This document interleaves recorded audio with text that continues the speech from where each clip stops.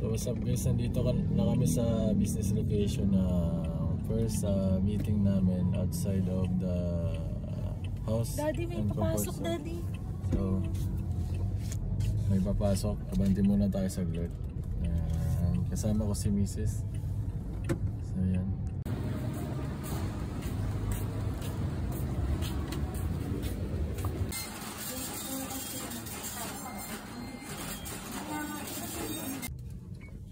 So ayan guys, thank you Lord in Jesus name, amen. Kakataas ang meeting namin dito sa binigay na biyaya ni God.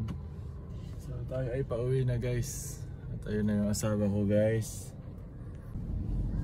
So ayan guys, ito na yung misis ko. Pauwi na kami, nakuha na namin yung mga layout na gagawin ng graphic artist para may layout na siya. So in all things, God will be glorified in Jesus name, amen. I love you God.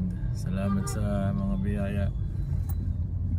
Dahil sabi mo God sa iyong salita, seek ye first the kingdom of God and His righteousness, and all these things will be added to you.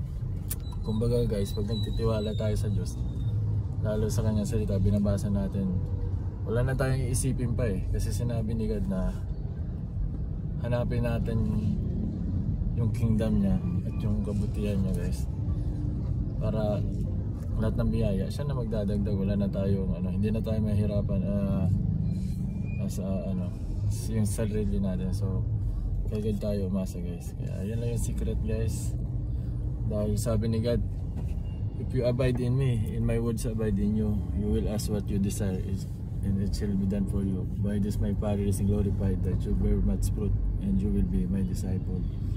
So thank you Lord, in Jesus name, amen.